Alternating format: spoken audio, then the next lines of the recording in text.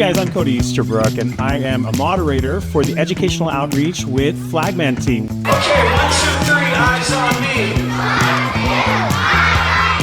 And we get to go to schools, and we have the privilege to help teach students all about road safety. And one of the ways we do that is by introducing them to the highway heroes, the men and women who keep our roadways safe. Hey, how about a big round of applause for all of our highway heroes, the men and women who work on our roadways to keep us safe. It's such a fun opportunity for the students to learn. And it's interactive, it's exciting, and we're saving lives by teaching them to slow down and move over.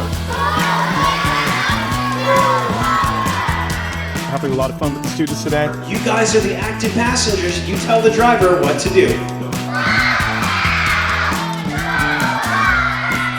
And we hope that they're going to be active passengers and really make a difference to help make our roadways safe.